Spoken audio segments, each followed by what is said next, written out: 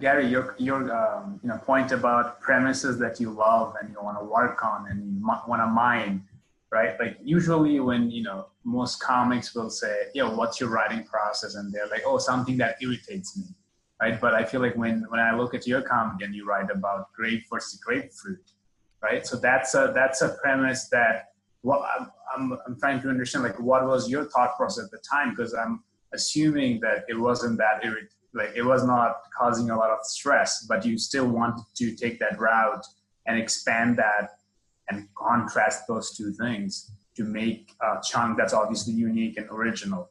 But it was like, how did you feel initially that made you go that route? Because like it's usually like a point of tension that causes you to write something. Right, but I think that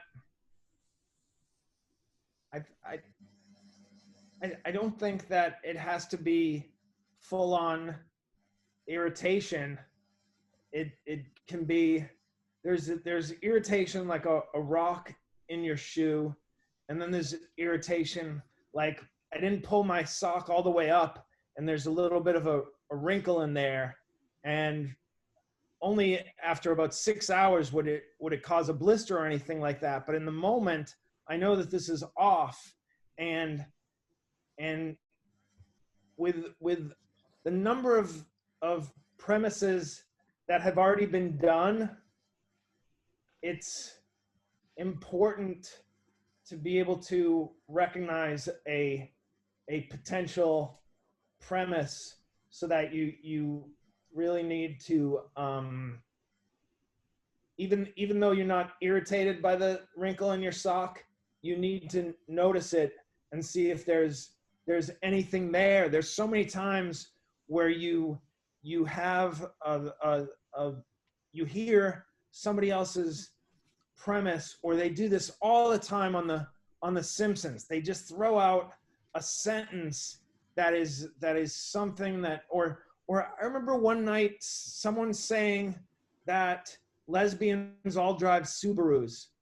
I don't even know if that's true, but the audience went crazy, and I couldn't help but laugh, because I had no recollection of any. I only know one person who drove a Subaru.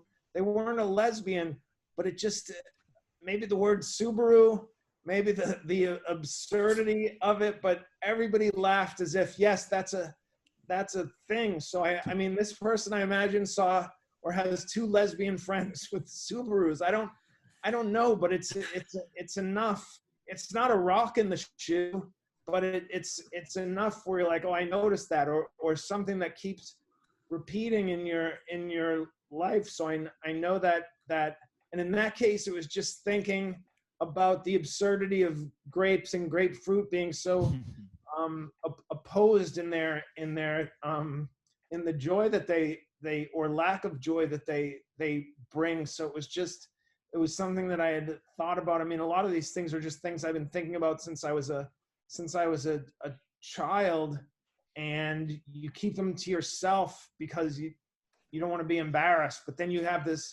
we have this outlet where we can say these things. And the other thing I always tell people regarding premises, because I've made this mistake so many times, and it may be just a matter of my self-esteem or my mindset. But if I come up with a premise for a joke, I will write in my notebook for a page, and then I'll go to stage with the best sentences from that. And then if even one of those sentences gets a nice laugh, then I'll fill a note. I mean, I'm exaggerating, but then I'll give myself permission to fill a notebook with ideas, because it's so hard to get an original premise to get a laugh. So I spend less time preparing something that may bring me embarrassment or disappointment or discouragement. There's nothing worse than spending your afternoon thinking you have this great thing, and you build it up, and then you go up there and you can't find anything, and you sputter, and it can sabotage the rest of your set. So I would rather